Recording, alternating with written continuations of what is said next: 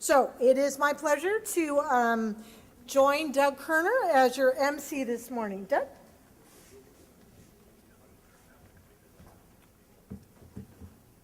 Thank you, Cindy. Good morning, everyone. I'm Doug Kerner with the law firm Higgs, Fletcher & Mack and chair of the South County EDC.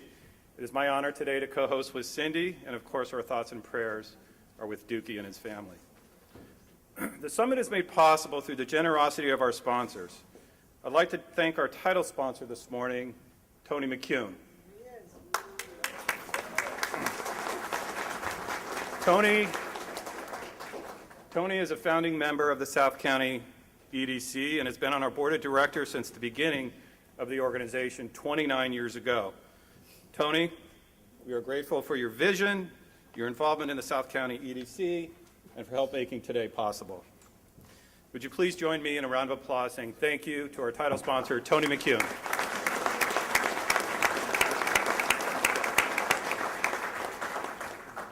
We also want to thank SDG&E for being a title sponsor of our event.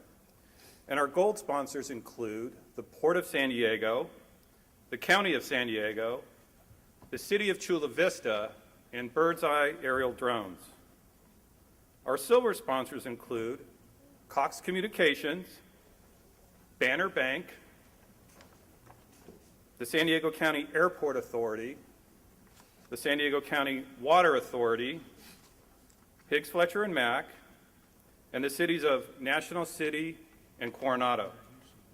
And our awards are generously sponsored by Mitsubishi Cement Corporation, U.S. Bank, Higgs, Fletcher & Mack, the City of Imperial Beach, Republic Services, and the Chula Vista Charitable Foundation.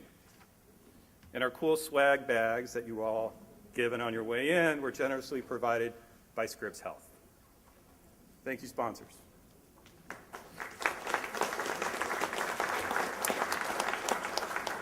And to help us spread the word about the many great things that are happening in South County, and there is many great things happening in South County, we've got our media partners from the Union Tribune, El Latino, KSDY, Channel 50, XEWT, Channel 12, Televisa, Univision, and the San Diego Business Journal. Let's give our media partners a round of applause, please.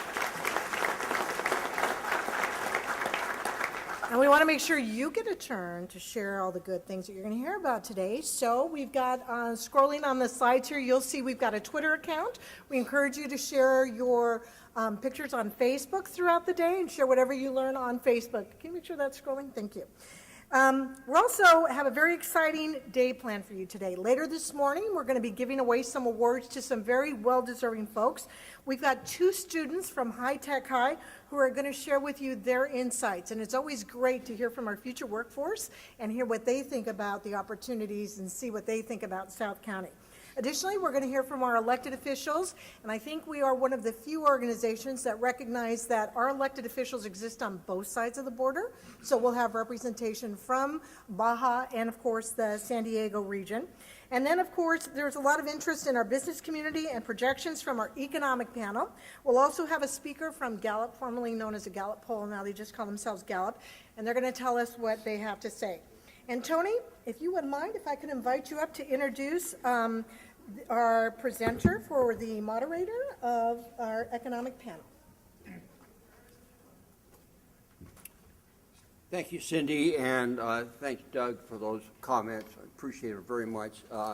You mentioned 29 years ago, and I was scratching my head when he said 29 because I can't be that old. I mean, there's no problem.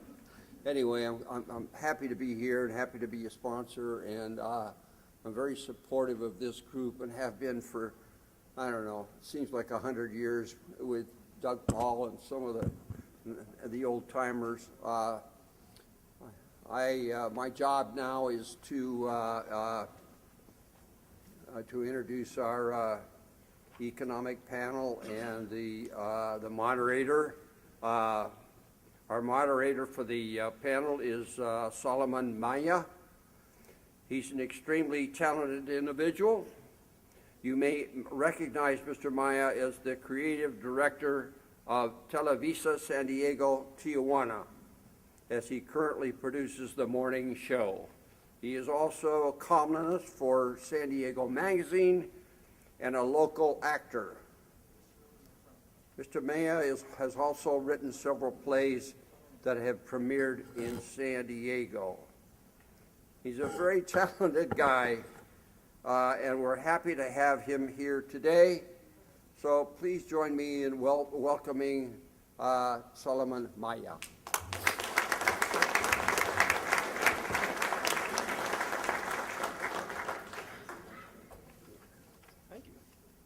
Thank you so much. My mother would be very, very proud of that introduction. I think my mother wrote that introduction. Nice, proud Jewish boy I am. All right, well, welcome everybody. Thank you everybody for waking up early. Reminder, coffee is outside, and we're going to try to get this moving along as quickly as possible. I'm extremely excited to be your moderator for today and to chat about something that affects us every day. As a proud father of a 3-year-old, I know it's going to affect him for the next decades of his life living in this beautiful city. So I am extremely honored and want to thank everyone up here and everyone out there for taking the time out of your morning to come and listen to our chat today. So without further ado, I'd like to invite our first panelist up here to speak. His name is Ray Major. He is the Director of Technical Services and Chief Economist for Sandag. So let's all put our hands together for Ray.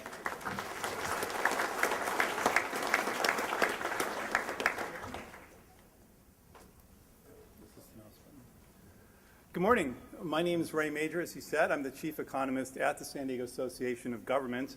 And today what I'd like to start our presentation with is the long-term forecast for the region. I want to understand where we're going out to 2050. So we just finished our long-term forecast for the plan, and I'm going to talk a little bit about that. So before we take a look at the long-term forecast, there's something that I wanted to talk about, and that's where the growth is going to happen. So if you take a look at this map that I'm showing, the map on the left-hand side, you see there's a lot more blue. I know it's difficult to see from back there, but this is what we believed the region was going to look like back in 1990, okay? So we thought that there was going to be a lot of growth. The blue would represent residential out in the backcountry, and we saw a lot of jobs occurring too, which are the purple dots. It shows density of where we believe growth is going to occur. But there have been a lot of changes in land use policy by all of the local jurisdictions, and some of that is because of state law, to concentrate the development in the areas that are already to develop, one, to protect the environment, but also to reduce the vehicle miles that we travel back and forth to our work and from our homes. And so what you see now is our growth forecast for 2050 on the right-hand side that shows where the growth is going to be. And if you know anything about San Diego, that's essentially saying that all of the growth that's going to occur that I'm going to be talking about is going to be happening in areas that are already filled with housing or jobs. So we're doing infill rather than doing greenfield development. This is our population forecast through 2050. We work with the Department of Finance to take a look at things like longevity and how many births there are going to be. And our forecast shows that we will have about 4 million people in the region by 2050. The blue line is the line that shows our actual population growth, and then the forecast line, you see, slows just a little bit. Now, we don't know if it's going to be exactly 4 million, so we kind of give it a range between 4.3 and 3.7 million, but we're pretty comfortable that we will have to accommodate about 4 million people here in the next 32 years. One of the things we did to just kind of do a sanity check on this, because it seems like it's a lot of people, is to take a look at other large areas and how they've grown in the past. So we took a look at the growth rate of LA over the last 30 years, and their growth rate was about 4.7%. So if we grew at the rate that LA grew in the last 3 decades, if we grew that quickly in the next 3 decades, we'd have a population of about 4.7 million people here. And then we looked at New York, and that shows about 3.5 million people. So we feel pretty confident that our growth is going to be somewhere in there. So one interesting thing to look at is how the demographics change over time, too. This is called an age pyramid. And on the right-hand side, what you see in green is the female population. On the blue, you see the male population, and it's by age. It's 5-year age categories from the bottom up. So 0 to 4-year-olds are on the bottom, You see that blue line that kind of sticks out about a third of the way up? That would be the military population here. It'd be the 20 to 24-year-olds. And then as we age and go into the 60s, 70s, 80s, 90s, you see there are far fewer people here. So this looks at the current distribution of age. This is what San Diego looks like today. Now take a look at what San Diego looks like in 2050, and look at the top part of the graph. Okay? We have an aging population. As the baby boomer population ages and people live longer, we end up with a population that has a much higher percentage of age 65 and over. And you see that there's still a large military presence, so we have that one bar sticking out. So this fundamentally changes the type of people who will be living here in the region. This graph shows it just a little bit differently. The blue lines show the current distribution, okay, of population. This is laid down. And then the red shows the future population. See all of those bars on the right-hand side that are larger? That represents the aging community. There's over 500,000 people age 65 and plus that are going to be here, more than we have currently. So of the 700,000 in growth that we have, about 500,000 of those people are going to be age 65 and plus. That changes the type of housing we need to build in the future. When we take a look at jobs, we are going to be creating more jobs in the region. You see that little dip in the yellow line, that was the Great Recession. But what we see is that jobs will continue to expand in the region, and we will end up with about 1.8 million jobs in the future. From a housing perspective, this graph shows the number of housing units that we've built or permits that were issued since 1970 and the areas that were built out. And the reason I want to show you this slide is there were times where we were building 30, 40, 50, or almost 45,000 homes per year to house the population. And that's when we built out areas like Carmel Valley, Mira Mesa, et cetera. Okay? But take a look at what's happened in the last 15 or 20 years.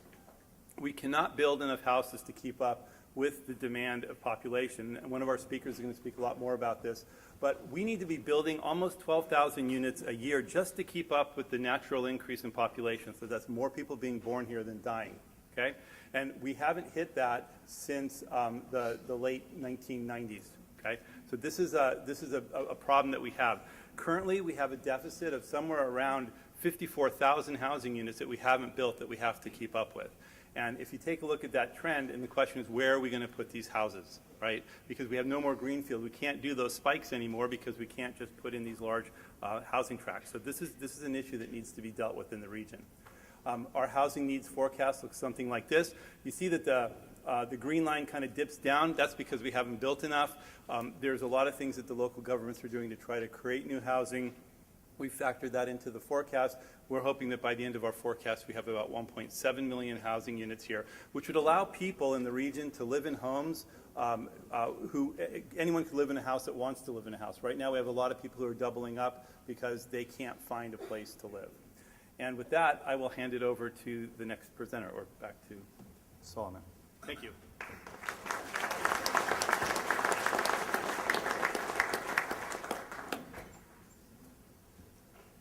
I do want to give some information. Everybody's information is on these little packets right here, so I won't be giving a full introduction as to all of our panelists, so to not bore you with my voice, I want all of you to hear them and what they have to say. So moving along, Kelly Cunningham. He's an economist out of the San Diego Institute of Economic Research, and I welcome him to the stage.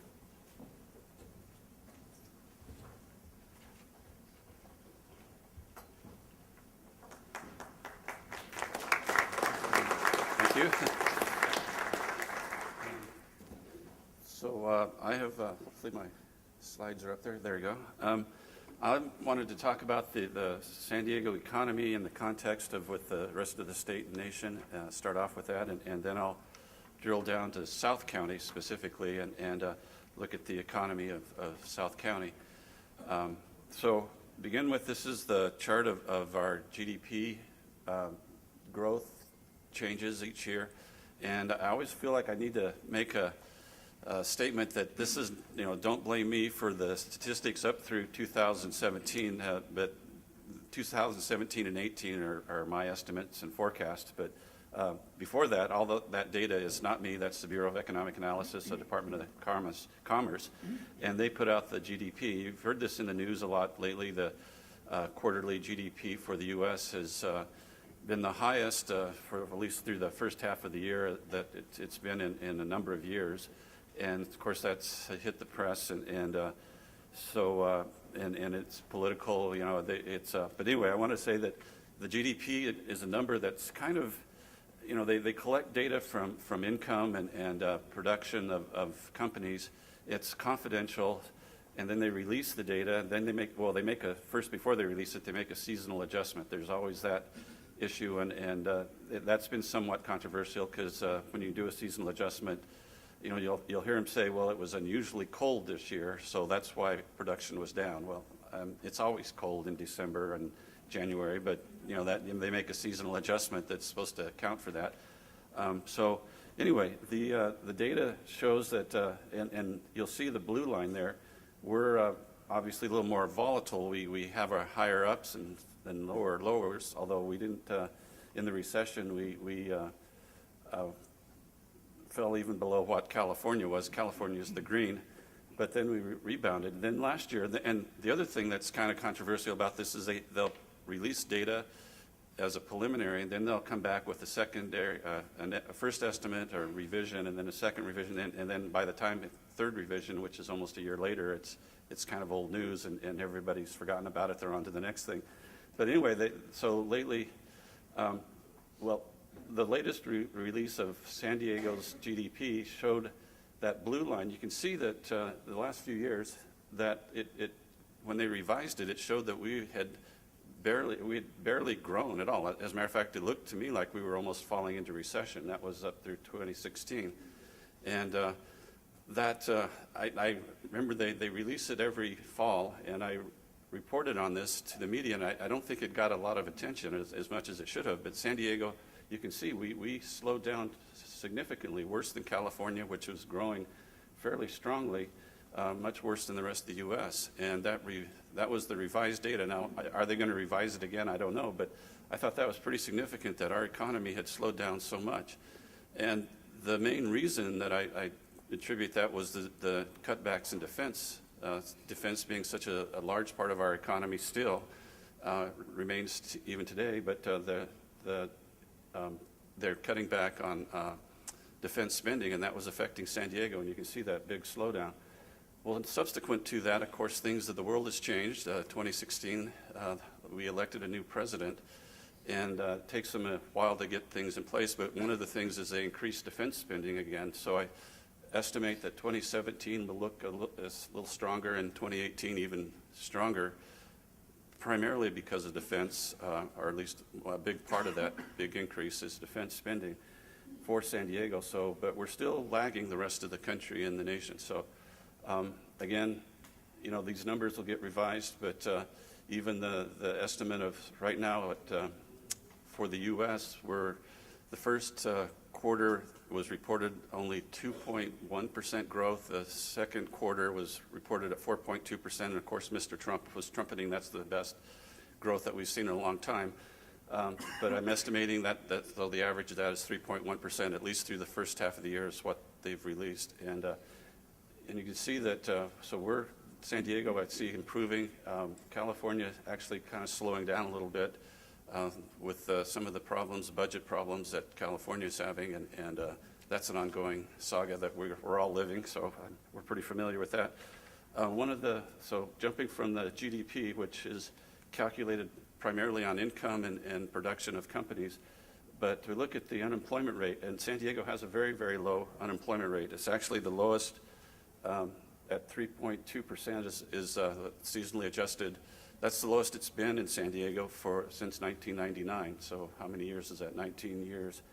And so it's a very low unemployment rate, and we're doing better than the U.S. and California in that respect. California is still lagging the nation, but you can see that we've, what was it Ray said? It was you saw that slight dip in unemployment, and I thought, well, that was a kind of a slight dip, but yeah, anyway, we've come up. It was a pretty big dip, you know, as far as the worst employment losses that we'd seen since the Great Recession, or the Great Depression, I should say. So anyway, but we have clearly recovered from that. This slide is shows the U.S. unemployment rate. And I was afraid you probably can't see it, but they shaded where recessions occur. And if you look at the unemployment rate for the U.S., you can see every time our unemployment rate got low, that immediately preceded a recession. And that's consistent back into the data, I think, goes back to 1950.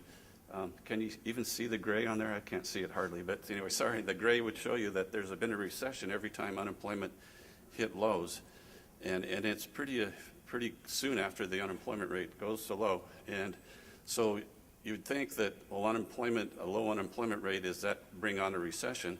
It's not because of unemployment, but because supposedly in economic theory, once the unemployment rate is low, then wages start to rise. So then businesses will start raising wages, and of course they have to raise their prices to compensate for higher wage growth.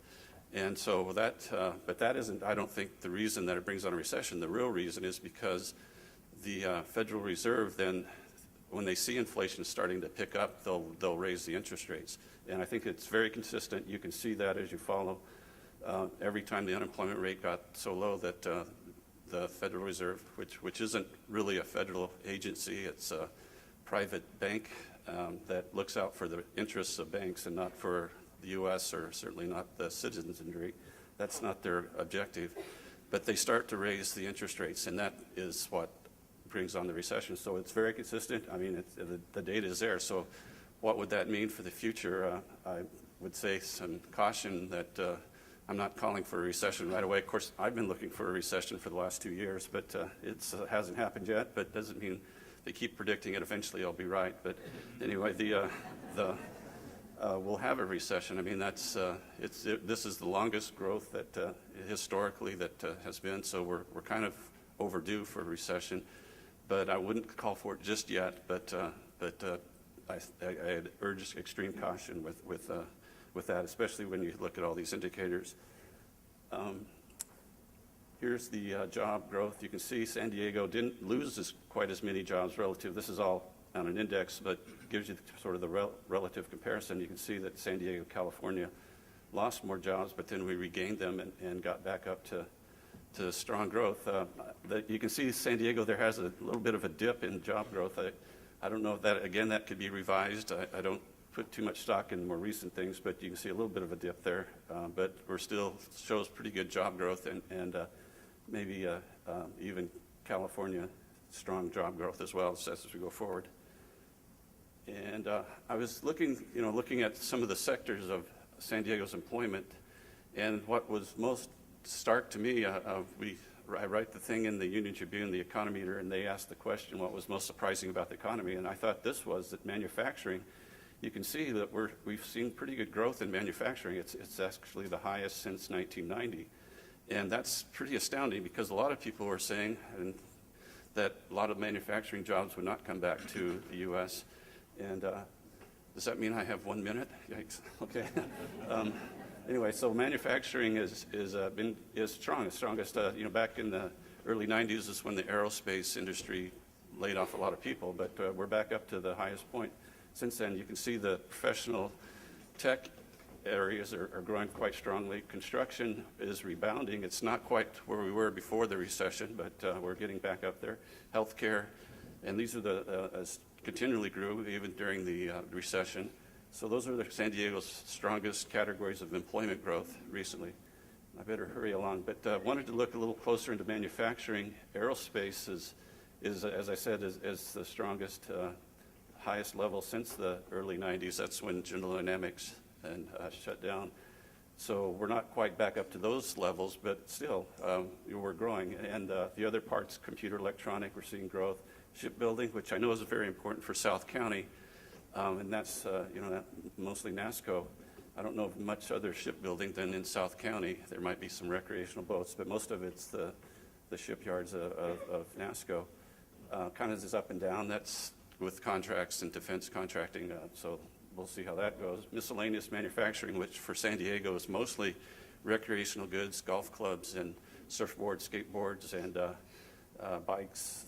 Those things are looking pretty good too, which is somewhat surprising. I know the golf industry has struggled, and most of or at least the golf makers are what manufacturing they're doing is elsewhere in other countries. But anyway, it shows that we've had some growth. So those are very encouraging things. I think manufacturing is an economic driver. They pay better, higher wages, and it has a stimulus effect on other job sectors as it brings dollars in to the region. So that's a very encouraging thing to see manufacturing having that strong a growth for now. And so now let me turn to South County, and I've presented this before, and I always feel like I need to explain this is the 26 zip codes that make up South County area, and this is a plan or a program that a model of the economy called IMPLAN that I'm able to compile the data. And you can see that South County, as far as gross regional product, is about 10% of San Diego County's $224 billion economy. The one thing I always have to point out is, okay, so the way they measure this by zip code is they have the jobs within the zip code, but then you have the population, which is different, and you can see that South County is about 10.7% of the jobs, and the employment compensation, but that's what is produced in South County area. But you can see the population is larger at 18%, and personal income, total personal income is 18% too. That's because of the commuting, that it's people go somewhere else outside of South County, and then so that's where they measure that by where when your job is. So you go outside of the county, that whatever you make outside of the county, but then you come back, and it's measured by South County. So that's why you get that kind of discrepancy, and that's not unusual. It's, kind of a commuter area. People are commuting outside of the region back into, but live in South County. So that's why you get those two separate types of numbers there. But anyway, that was, and then I'll show you the change, which we can see that at least in 2015, and again, this is 2016, they'll release 2017. It takes the Bureau of Economic Analysis a year to release data. They'll release the new data later, actually this month or in October. So anyway, 2016 is the latest that I have as far as the model will show us. I'm sorry it's not more current, but that's the latest.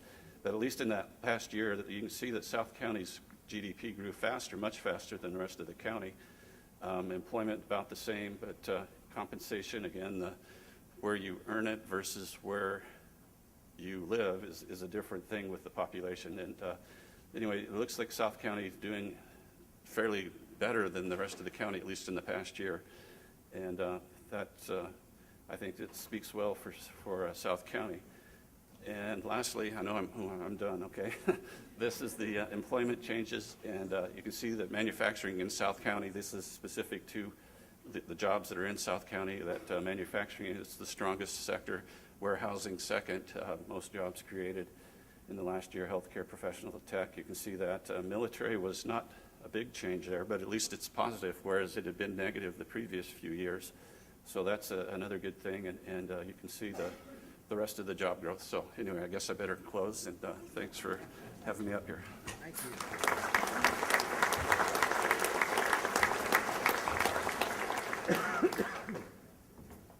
Thank you.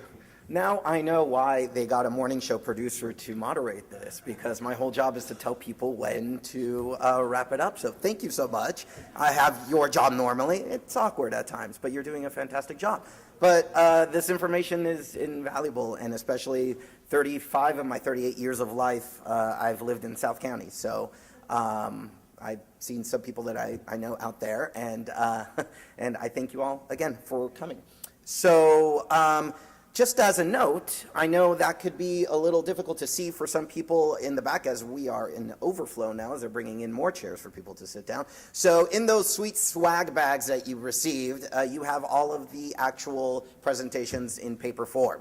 So if you cannot see the screen, definitely go ahead and pull it out and follow along with our next moderator, Mr. Gary London, a senior principal of London Mader Advisors. Sir, please come on up.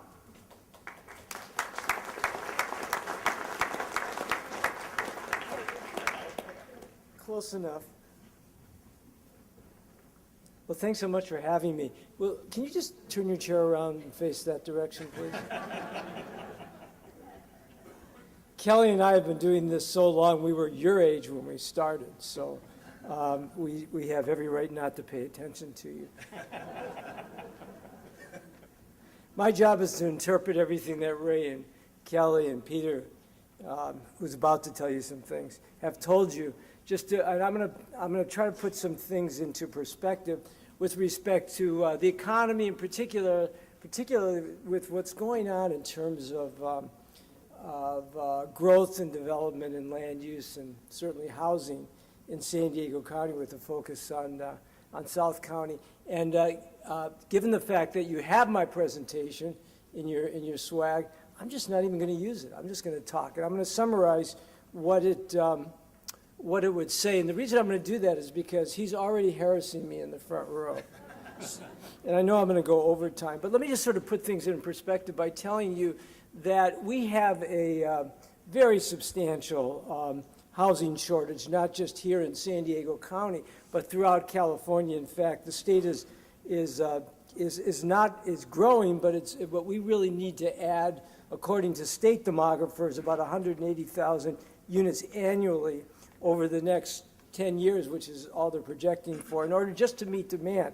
And that comes down right into San Diego County, which is a county that has regularly grown over the past 5 years. It's job-based by 22 to 40,000 jobs, and by people, just under 30,000 persons a year. And in the future, Ray would tell you that we're projecting roughly at the same numbers. A smaller percentage over the base of 3.2 million people than it used to be when we had less people, but the same kind of numbers. The difference is, and this is a difference that started to occur pretty much just after the turn of the century.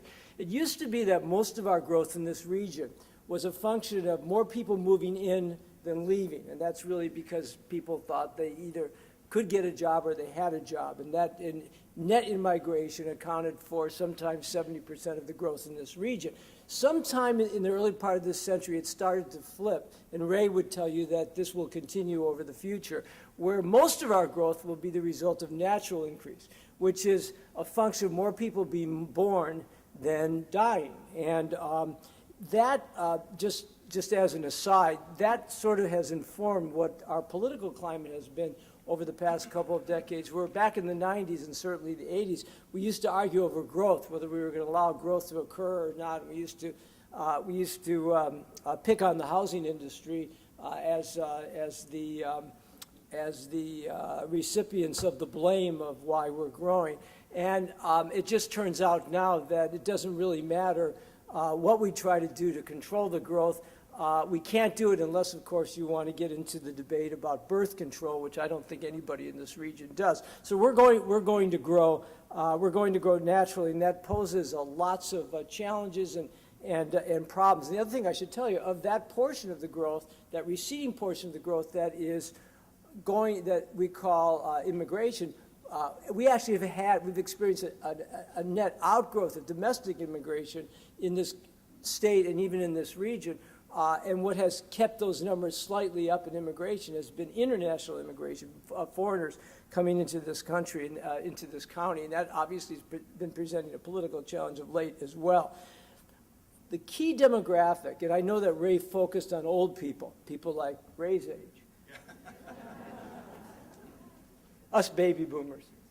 But I'd like to focus on millennials, people who are the oldest millennials right now are around 37, 38 years old. And I focus on that because when you reach an age of 37 or 38 years old, which roughly represents about 28% of San Diego's population, what is happening? You're forming families. And the great crisis in housing in the San Diego region today is we're not only not building enough housing, as Ray so adequately and bluntly articulated, and I have a bunch of slides that describe sort of the same phenomena that we have, that we're way behind in our housing delivery.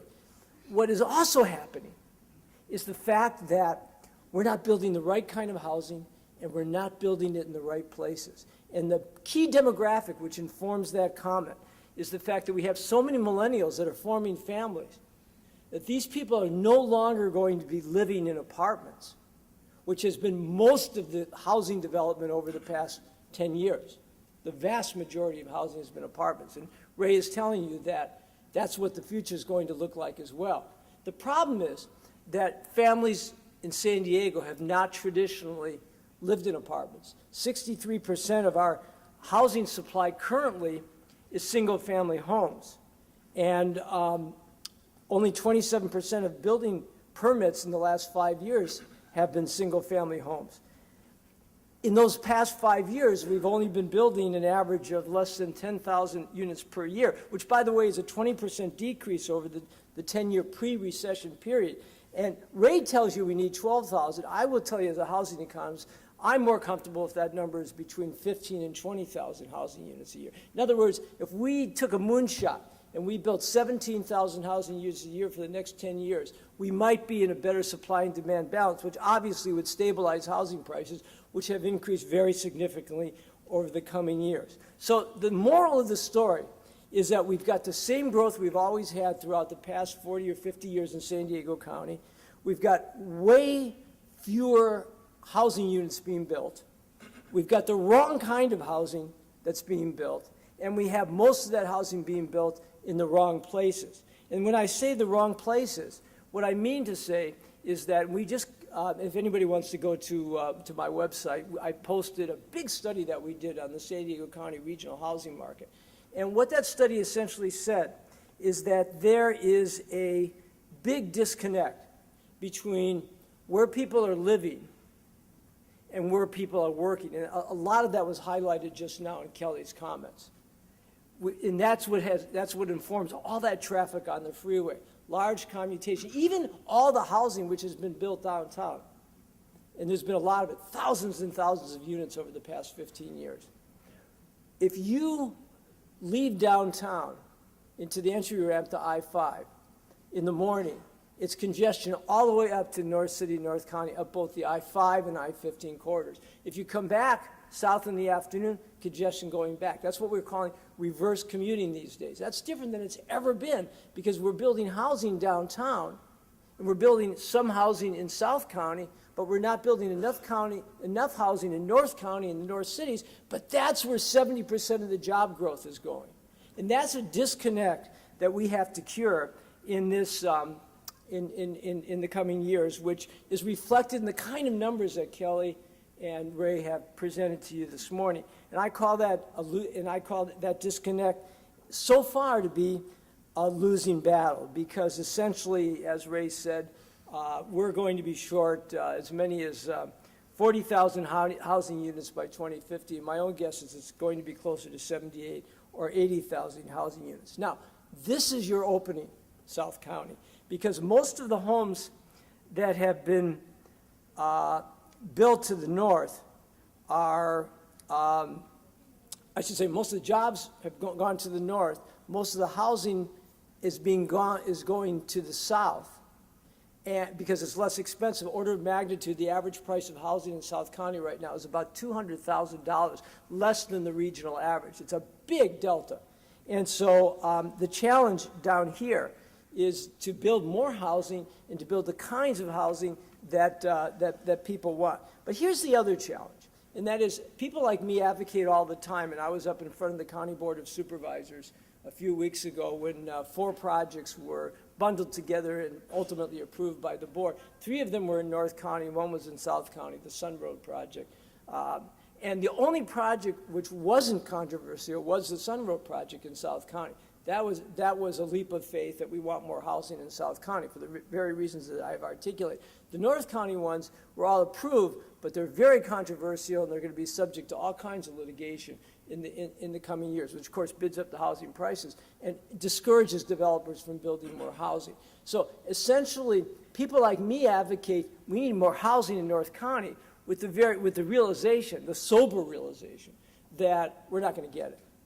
So what I would suggest for this group and for the advocacy that I put in front of you today is that what we really need to do is bring more jobs down into South County to match the housing that we can build down here. And I'm not going to have time, and I can do this during discussion, but there's a ton of new development that is projected to occur in Otay Ranch, in Millenia, along the Otay Mesa border, thousands and thousands of units. Some are under construction now, and some are, many, many more are projected. But what's really interesting about South County is we're really now sowing the seeds in our market of building jobs in South County.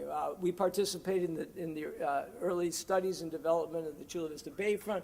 Groundbreaking just happened there. Tons of new potential there with the convention center and hotel rooms and residential next door. I'm working on other projects to be named later. That sounds like a Harry Potter term. Projects that we can't talk about, that we never want to talk about, to be named later. But we've got a lot of things going on, and Millennial alone has a couple million square feet of commercial opportunity to add jobs down here. And obviously, all the projects on the border matter in terms of the commerce that can occur in South County. So the challenge for all of us is to try to address the disconnect between where the jobs are and where the housing can be.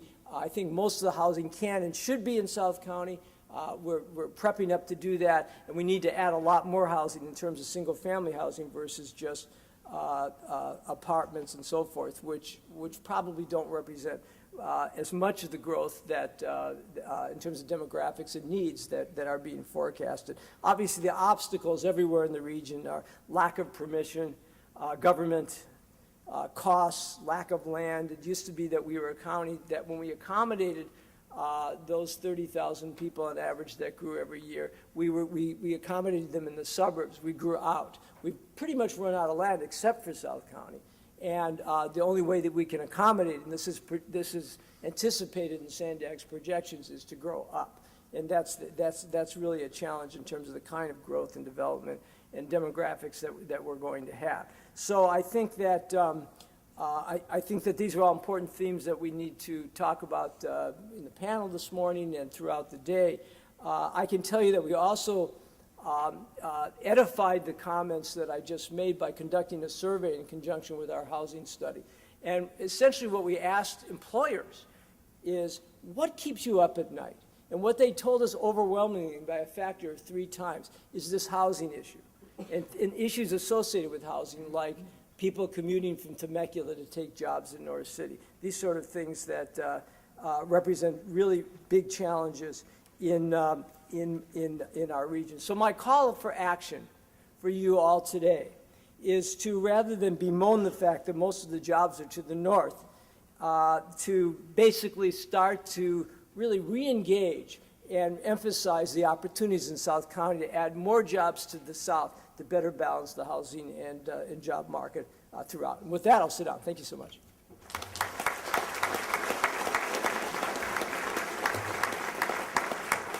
Thank you. Gary, I actually learned that I am officially a millennial. I did not know that. I'm going to rock my hair bun in about a month. It's before everything goes downhill. So let's keep it moving, and we are going to have a chance to have a conversation after, so we can have some questions, and I'll be asking some questions. But again, our final speaker today, Peter Kallstrom, CEO of San Diego Workforce Partnership.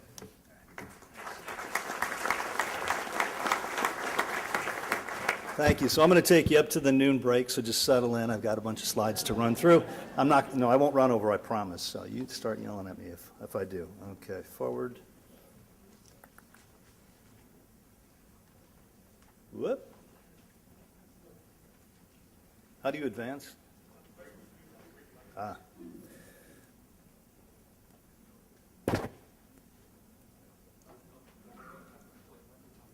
That green button. Okay.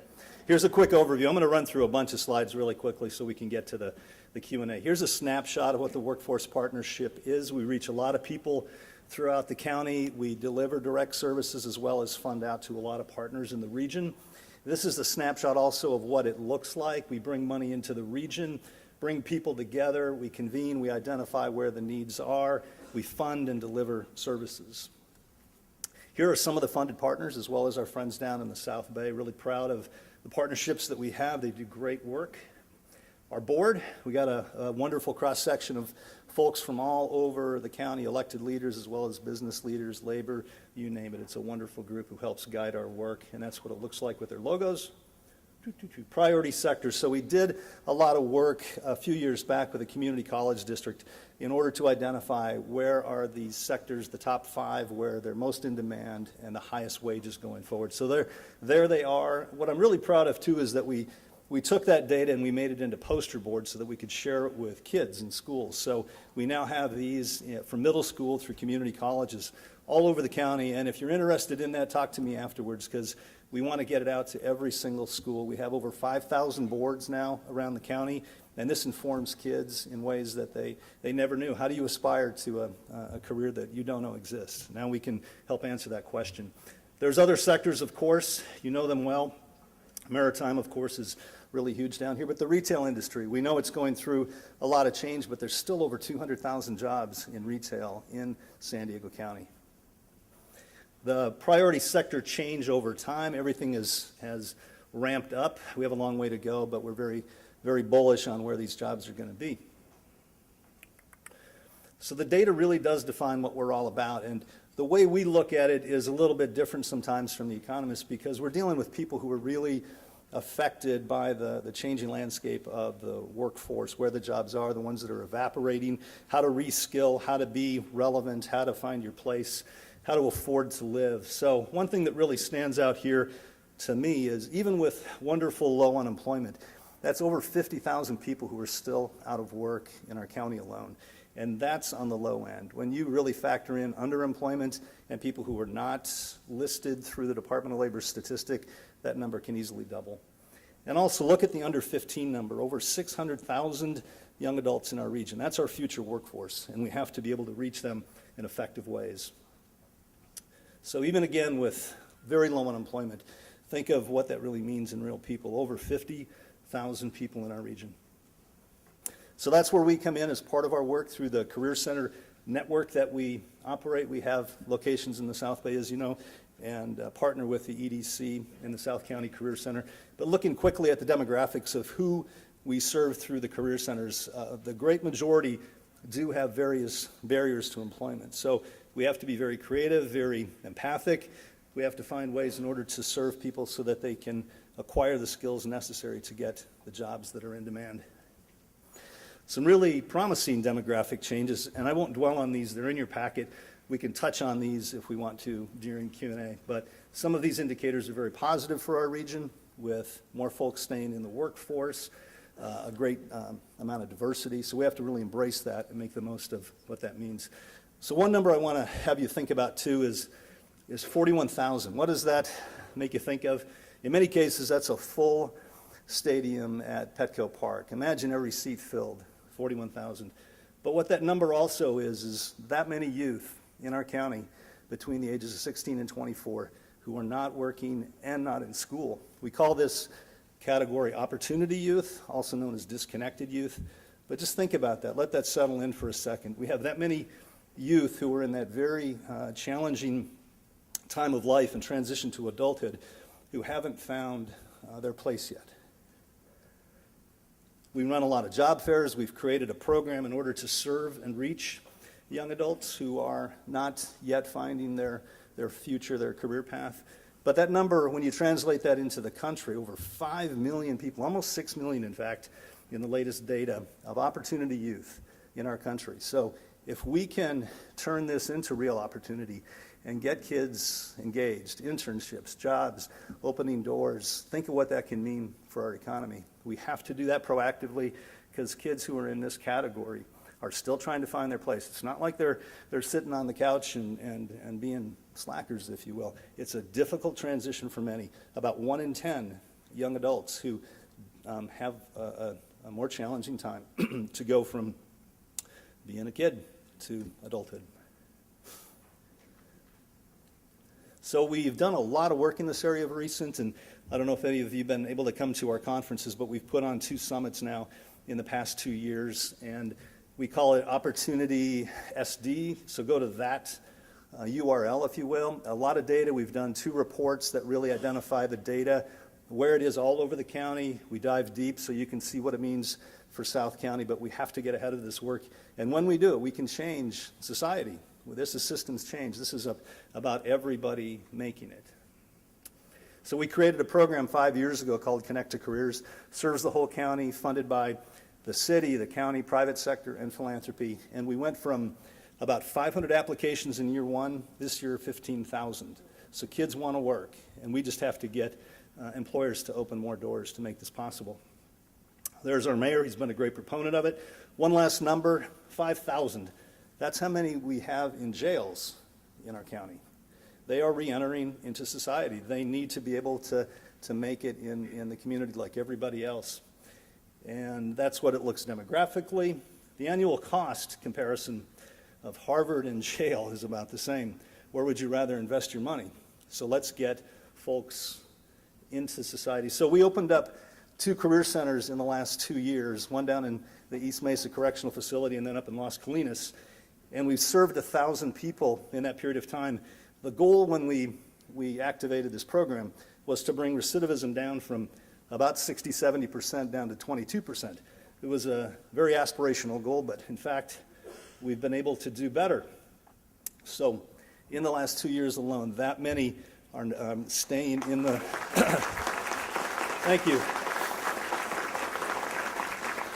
So it shows it's possible if you do the right interventions, the right supports, and the right partners. With the Second Chance program, they've been our provider on the ground, great partnership with the sheriff, probation, and employers. We've run job fairs in jails now and getting folks back into the workforce. There's a couple of shots from recent visits. So I just want to leave you with those figures when you think of economics too. 41,000 opportunity youth. We need jobs, we need internships, we need more opportunity. We have over 50,000 still unemployed. It's great for so many, but for so many it's still a struggle. And we have over 5,000 people who will be re-entering, and let's make that re-entry the most positive path it can be for everybody. Thank you.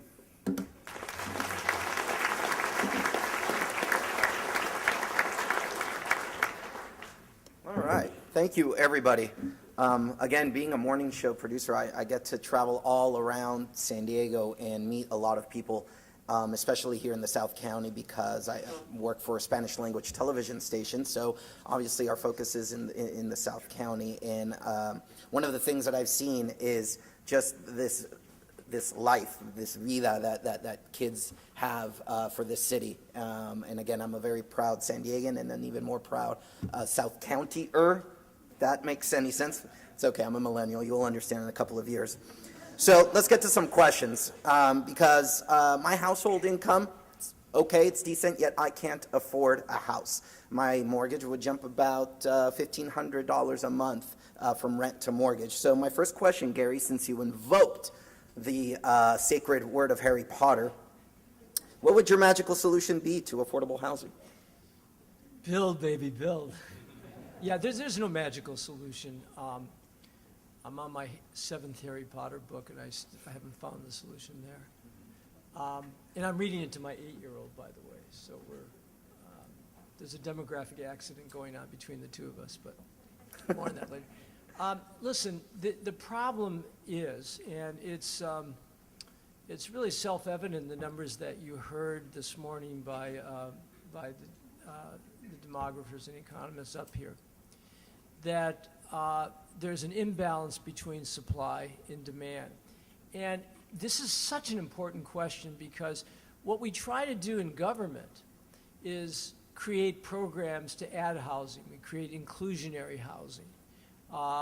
We try to ratchet up compress the housing entitlement process and things like that, which are all good. But at the end of the day, housing prices are informed by how many housing units we can add relative to how many we need. And when we're just simply adding just under half of what I think the supply ought to be, and we do that consecutively over the years, it tends to build up, and it creates sort of the crisis situation that we're in today. So I think that I can only go back to the comments that I offered up earlier, which is we have to back off of a lot of the obstacles, some of which we don't have control over. I mean, the biggest obstacle to real estate development these days is a broad interpretation of the California Environmental Quality Act, and there needs to be CEQA reform in our state, and it's really hard to come by. There's always a lawsuit. Most of it is unwarranted, in my opinion. It becomes expensive, time-consuming, and limits the amount of housing that's done. And then there are bad things on the horizon. I mean, there's an effort in National City right now and in other places to impose rent control, which, economists disagree on a lot of things, but the most universal thing over my 40-year career that we agree on is that rent control doesn't work. It doesn't build housing. It bids the cost of housing up.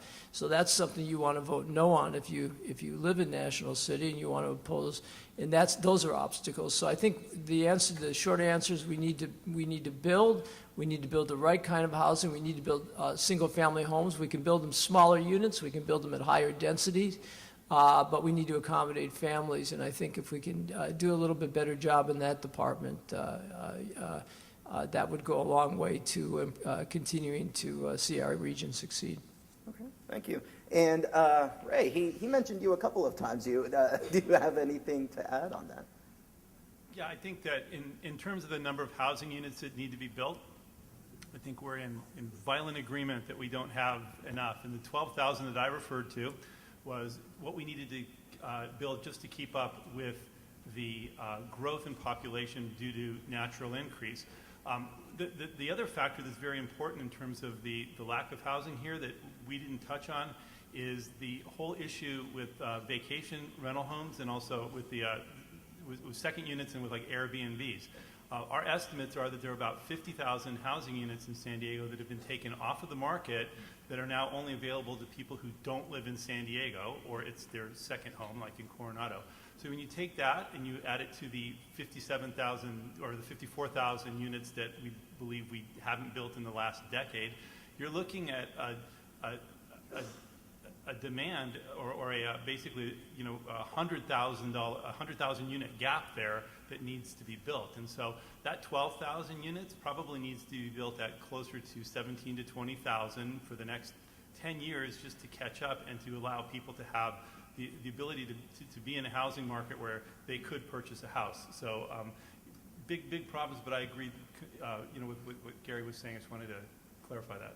Oh, perfect. Kelly? I've lived in San Diego for 34 years, and this entire time we've never built enough housing for the population and our population growth. This has gone on for probably even before that. And as Gary pointed out, we're running out of land to build, except South County seems to have some areas that are still available for building. But we never catch up, and I don't see how we'll ever catch up. But we talk about the only way to build more housing in available space is higher density housing or multiple units, condos and apartments.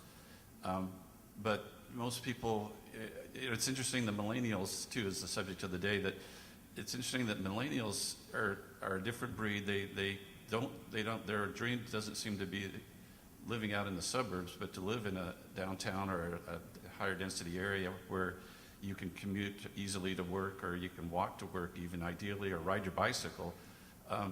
Maybe those things will help so we can have higher density housing if we'll allow it and make it affordable, which I have very skeptical that we are, because we build these high-rise condos that are $1 million plus. That doesn't really help our housing affordability or the situation. So, but anyway, this has been an ongoing battle that I don't know that we'll ever catch up to, but maybe millennials will change. But millennials will, they'll live together. You have 2 or 3 income earners living in a house, in a housing unit, which is okay when you're young, but when you start pairing off and having children, you do want to have a bigger house, and you want to be perhaps in suburbia. It's a kind of a challenging future. We do have all the baby boomers that are going to retire with big houses out in the suburbs, and who's going to buy those when those people leave or want to downsize. So it's an ongoing challenge. I just wanted to point that out, and I don't know that there's an easy answer. We talk about it, but we never really solve the problems. Interesting, though, millennials normally will congregate and move to a location that has a local Shake Shack, so that might be something that you all want to look into. I live in front of Otay Ranch. We don't have one. We have an In-N-Out, but you should see the line there. Talk about traffic. So, Peter, amazing presentation and the work that you're doing with youth. But one of the questions that I've seen in my 3 years now of traveling this city is hourly wages. So is it disparity between the CEO salaries and hourly wages concerning, and if so, why? It does. The biggest disparity is when a person has zero income. So I think we just have to think about that. The disparity with folks who are making millions, sure, but maybe for good reason sometimes. So it's not really a space that I'm too interested in. If the company prospers and they are able to pay folks living wages, then good on everybody. But think about that again, though. We're talking about there's no easy answers in housing. There's real easy answers in workforce, and that's internships and jobs. And more employers who can open up their doors, even for a time-limited period, it can change a life. One guy who you wouldn't think of as an opportunity youth, but was Steve Jobs. He left college. He was wandering, trying to figure his way in the world, and he sure did. He got back and created Apple, as we know. But one of the most poignant things that I ever saw from him in one of his last public appearances before City Council in Cupertino when he was pitching Apple Park, he talked about the impact of his summer job, because he called HP famously when he was a kid trying to get electronic parts, but he talks about how they gave him something much more important, and that was a job. Think of the 41,000 as a whole bunch of potential Steve and Sally Jobses out there. They can change the world, but we've got to open up our doors. Great, thank you. Something that's, and I'll open this up to everybody, that is extremely important, obviously, for the South County, and it's been in the news recently. What needs to be in NAFTA, or the new name as it has been changed or will be changed, deal to make it a success in our region, if it hasn't been a success, in your opinion?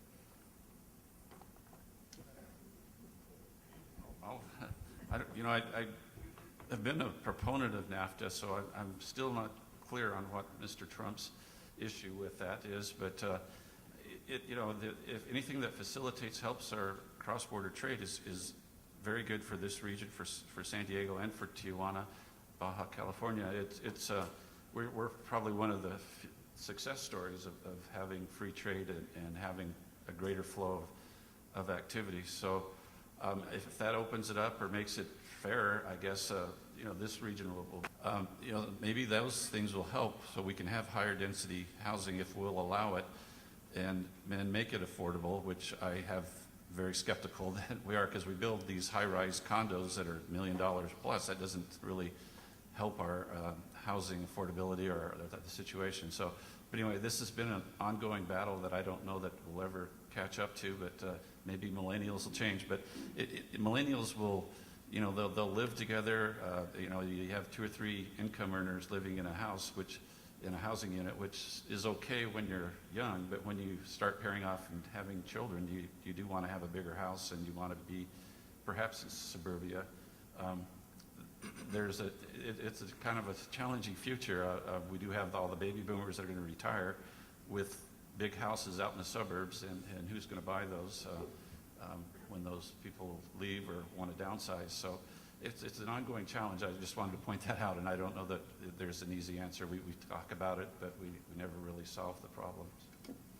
Interesting, though, millennials normally will congregate and move to a location that has a local Shake Shack, so that might be something that you all want to look into. I live in front of Otay Ranch. We don't have one. We have an In-N-Out, but you should see the line there. Talk about traffic. So, Peter, amazing presentation and the work that you're doing with youth. But one of the questions that I've seen in my 3 years now of traveling this city is hourly wages. So is it disparity between the CEO salaries and hourly wages concerning, and if so, why? It does. The biggest disparity is when a person has zero income. So I think we just have to think about that. The disparity with folks who are making millions, sure, but maybe for good reason sometimes. So it's not really a space that I'm too interested in. If the company prospers and they are able to pay folks living wages, then good on everybody. But think about that again, though. We're talking about there's no easy answers in housing. There's real easy answers in workforce, and that's internships and jobs. And more employers who can open up their doors, even for a time-limited period, it can change a life. One guy who you wouldn't think of as an opportunity youth, but was Steve Jobs. He left college. He was wandering, trying to figure his way in the world, and he sure did. He got back and created Apple, as we know. But one of the most poignant things that I ever saw from him in one of his last public appearances before City Council in Cupertino when he was pitching Apple Park, he talked about the impact of his summer job, because he called HP famously when he was a kid trying to get electronic parts, but he talks about how they gave him something much more important, and that was a job. Think of the 41,000 as a whole bunch of potential Steve and Sally Jobses out there. They can change the world, but we've got to open up our doors. Great, thank you. Something and I'll open this up to everybody, that is extremely important, obviously, for the South County, and it's been in the news recently. What needs to be in NAFTA, or the new name as it has been changed or will be changed, deal to make it a success in our region, if it hasn't been a success, in your opinion?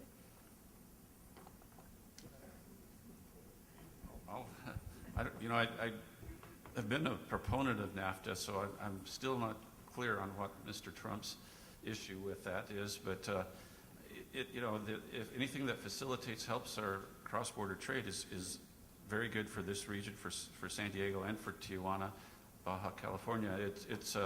We're probably one of the success stories of having free trade and having a greater flow of activity. So if that opens it up or makes it fair, I guess this region will benefit from that because that's our number one export market and import as well. And so Mexico is very critical for San Diego. I would hope that we can make that even freer trade to let it go back and forth. So, but in the statistics I saw for South County, as I showed, manufacturing, warehousing were the two strongest job growth sectors, and that speaks well. At least it was through 2016. We'll see what the 2017 and 18 data show us, but so far it's been helping this area.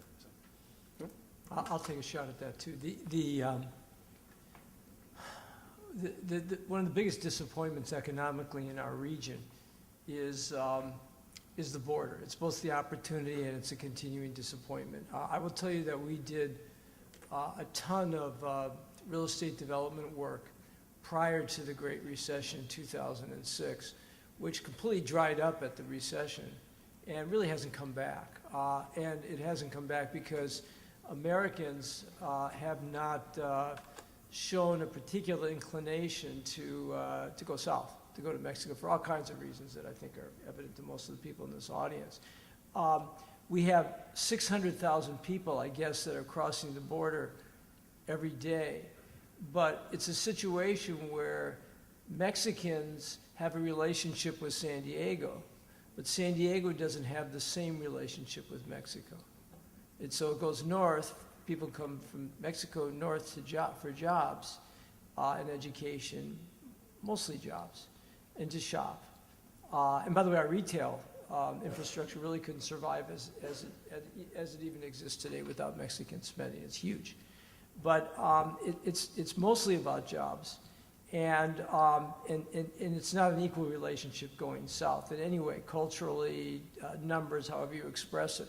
The great challenge for international trade between the U.S. and Mexico is to keep it free and to expand it. But the problem with NAFTA has also been that it's had an effect of encouraging low wages in Mexico. And that's a big issue for Mexicans. So I think whatever the new way we're going to stir the economic cooperation soup is, It has to be informed by better working circumstances and wages in Mexico, and a better way to create cross-fertilization across the border. All right. We have a couple final questions. And since I learned in my econ class back in 1997, first period, Ms. Guerrero, what's up? Bonita Vista. I know that economy is cyclical, correct? Yes? So when do you anticipate the next recession occurring? Kelly already answered that. He thinks it's imminent. I mean, he's a very depressing guy. Economic theory and history will show that we will eventually enter another recession. I don't see the signs there right now.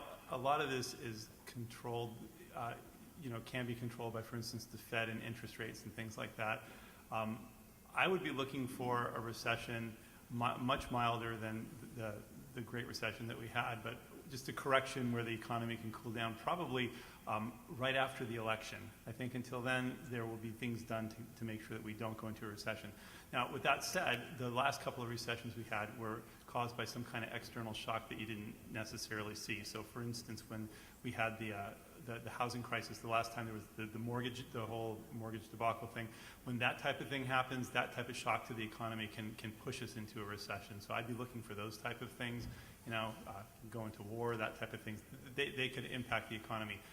Otherwise, I would say probably you're looking at after 2020 for the recession to start. Mr. Gloom and Doom, apparently. Well, it's really hard to predict a recession exactly. I mean, it's and that's what economic forecasting is. It's looking out the rearview mirror and only being able to see out the rearview mirror. You can see it afterwards, this expansion, it's been very slow. The recovery, the slowest, the worst recession we've had since the Great Depression, and the slowest recovery as well. And so we're overdue. We set a record for the longest expansion, a mild expansion, but of recovery. So we're way overdue. I think, as I said in my presentation, that watch the interest rates. The Fed will raise the interest rates, and that'll eventually. They talk about a soft landing or letting it out slowly, but once it starts, you can't put the plug back in the hole. It'll hit fast, and so that's what I look for. Watch the interest rates, the Fed's interest rate, and as Ray says, that seems to be the consensus that either in the next year or two that we'll see that recession, and how big it'll be, that's another question too. But we're due for a recession, so I'd say in the next 2 years too. Yeah, so I don't think in terms so much of when as more around what will we do and how prepared are we in order to make it through in a healthy way. You would think another number to kind of be very sobering about what's out there on the ground, if you will, figuratively and in real terms, is with unemployment being so great and our economy just bursting, you would think that homelessness would be going down, and we would have much more in place. The mayor has fought hard, the county soups as well, and the community is really rallying. But look at that crisis we have. There's over 30,000 people in our county who are homeless or precariously housed in times like this. And so when the recession hits, that number is going to go up. So what else can we do now in order to reach people, to provide more housing and more support services? Because it's a very complex issue. I was in that work before the workforce, and I'm on the regional task force on the homeless board, so it's top of mind for us.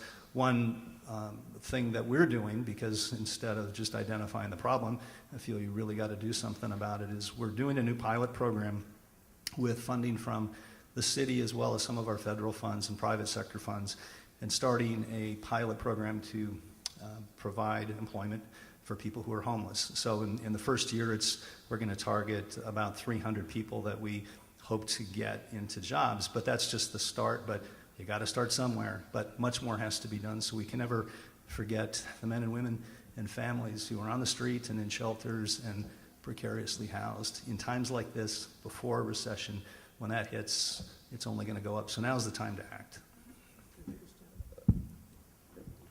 Yeah. Can I take a stab at that? Just a little. Or a little stab? I have an old colleague that used to say, he who lives by the crystal ball eats broken glass. So I only jump into this area of economic forecasting tentatively. But I will tell you what we're advising our clients, who are mostly real estate investors and banks and developers and those kind of people.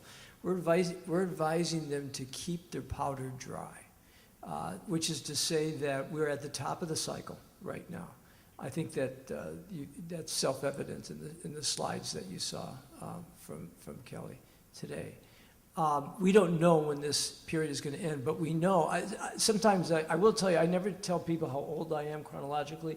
I just tell them that I'm 5 recessions old, and I let them do the math, which is actually a very optimistic statement, because it means that even when things go bad, they get better again, and we tend to figure out ways to survive. Most economists tell us that whatever happens, we're sort of such a diversified economy right now that unless something really messy, unanticipated occurs, whatever event it is, it'll be a soft landing. It won't be the kind of event that we experienced in 2006, which so impacted South County in a way that it didn't impact many, many other markets in terms of what had happened to housing prices and dislocations down here. The difference right now is that we as economists talk in terms of what we can predict, things that Kelly brought up. Sometimes we talk about yield curves and things that give us some sense. But what we don't know is what we call outliers, which are things that are out there that we don't expect to happen. Outliers like war or contaminants or some big financial event or politics. And I think the big unknown today is politics, because we live in such a precarious, such an uncertain world that when we talk about tariffs, when we talk about new NAFTAs, and when we talk about just breaking up the system as it exists today, that's what keeps me up at night the most right now.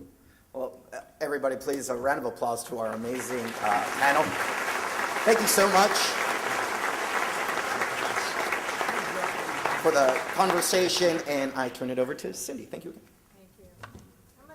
I'm going to ask our economic panelists and our moderator to step off in front of the stage to the left for a photo, and then I'm also going to invite our award winners and our award sponsors to see Efrain on the side of the stage right here. So if you could do that. You know what? I know these guys, and to keep them under control time-wise is nothing short of a miracle. Solomon, thank you so much. Great job. We appreciate it. And our panelists always do a great job. One of the things that I personally do is get their presentations and try and apply what they say to South County so we can kind of be prepared for what's coming next. If you look on your agenda, you'll see that Mayor Kevin Faulconer is supposed to be here. We had a little bit of a hiccup last night. Mayor Faulconer was screening for jury duty last night, and shockingly, he's on a jury today. So he's not only impacting the summit, but I know he was going to be with Ray at Sandag to announce the new Sandag director later this morning, and that's not going to happen either. So with that in mind, we thank our economic panelists and our moderator for stretching that just a little bit. Each year, South County is proud to recognize those who make a difference by presenting them with awards. And it's our sponsors who make this possible. So if our award sponsors could come over to the side of the stage, and if we could have representatives from Higgs Fletcher Mac, U.S. Bank, Chula Vista Charitable Foundation, the City of Imperial Beach, Mitsubishi Cement Corporation, Republic Services. Thank you all so much. Thank you. Could the Consul General, Marcella, come on up? And if we could have a representative from the City of Imperial Beach come on up on stage. Ask you to come on up. Doug, let me give you this. There you go. There you go, Doug. Yes, we got her to come, of course. The Binational Endeavor Award was sponsored by the City of Imperial Beach and is presented to Marcela Solario. Marcela has represented the San Diego and Tijuana area in her role as the Consul General. Her service to the binational community includes helping develop and support NAFTA in an effort to enhance the global economy for San Diego and Tijuana. For her commitment to serving the binational community and her determination to improve the economy, the City of Imperial Beach and South County EDC present the Binational Endeavor Award to Consul General Marcela Solario.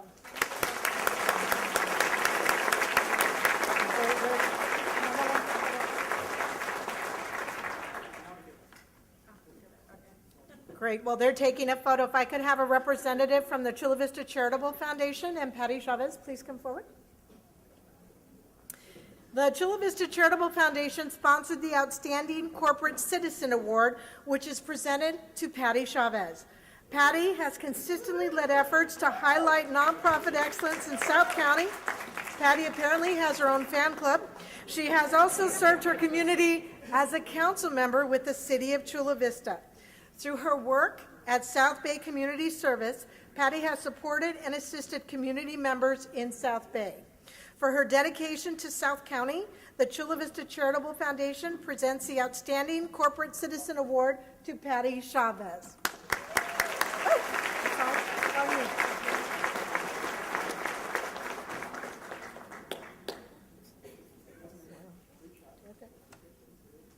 Okay, well, they're taking a photo. If I could ask a representative from a Public Services and our friends at Action Drone to come forward, please. The Pioneer Award, sponsored by Republic Services, is presented to Action Drone. Action Drone has been, apparently they have their own fan club too.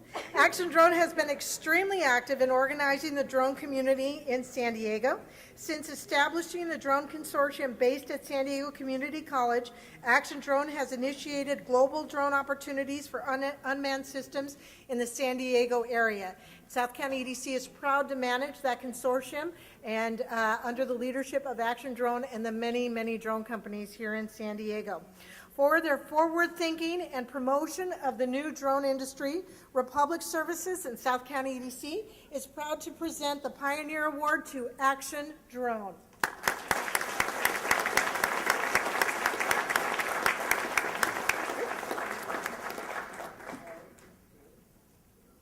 Fantastic. While they're getting photos, could I have a representative from U.S. Bank and Susan from Aria Cleaners come forward, please? Thank you. Thank you. Some of you may not know, especially some of our students from High Tech High, but Corky McMillan actually was one of the people who built South County. Corky McMillan Companies, he was a local developer who had a vision for what South County could become. As a founding member of South County EDC and a frequent investor in the South Bay community, this award is named for his honor. The Corky McMillan Best of South County Award is sponsored by U.S. Bank and is presented to Aria Cleaners. Aria Cleaners is one of the most environmentally sustainable businesses in the entire South Bay. Woo! They've invested thousands of dollars in their infrastructure to be more energy efficient and to reduce and eliminate toxic material from their process. For their perseverance in keeping their enterprise environmentally friendly and socially responsible, South County EDC and U.S. Bank present the Best of South County Award to Aria Cleaners.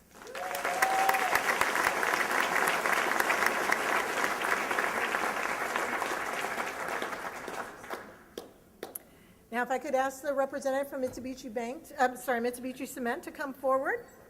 Thank you so much. As I mentioned earlier, but for those of you who may have come in late, Dookie Valderrama should be up here instead of me, and his wife has taken a little turn after some recent surgery, so she's very ill today, so he is not here. But what he does know, and is sad that he's not here, is he's the winner of the next recipient, so the next award. So we're going to go ahead and present the award in his absence today, and then at one of our upcoming South County EDC board meetings, we'll look forward to presenting it to him in person. Marilyn Lastman was a founding member of South County EDC. She was the first woman on the Southwestern College Board. Was a familiar face around South Bay, and for those of you who know Lisa Johnson, or her sister Cara, she was their mother. She was also personally my mentor. This award is named in Marilyn Lastman's honor. The Marilyn Lastman Golden Dedication Lifetime Achievement Award, which is sponsored by Mitsubishi Cement Corporation, is awarded to Dookie Valderrama. Dookie has been... Dookie has long been an outstanding leader in our region, from his service on the Port of San Diego to his strong support of South County EDC. Commissioner Valderrama has served on numerous public and private boards, including the San Diego County Water Board, the Southwestern College Foundation Board, and of course, South County EDC. For his leadership in the community, South County EDC and Mitsubishi Cement Corporation present the Golden Dedication Lifetime Achievement Award to Dookie Valderrama.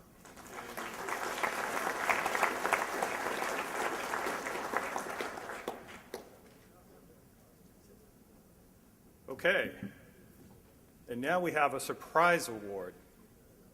Tony. Please rise. What did I do? Higgs, Fletcher, and Mack is delighted to present the Regional Leadership Award to Tony McCune. Tony is a founding member of the South County Economic Development Council and has served as a member of our board since its inception 29 years ago. He has a significant impact in the South County region through his involvement in several nonprofits and his very successful car dealership in National City. For his influence, Higgs, Fletcher, and Mack presents the Regional Leadership Award to Tony McCune.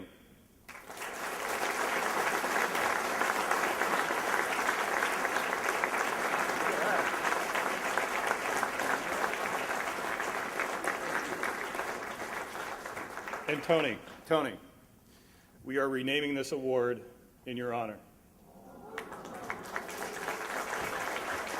From this day forward, it will be called the Tony McCune Regional Leadership Award. Congratulations.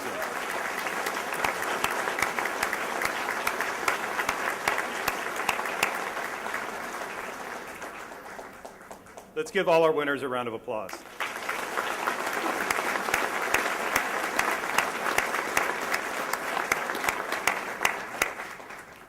Okay, we can refill our coffee and take a 15-minute break. We'll see you back in 15. Thank you.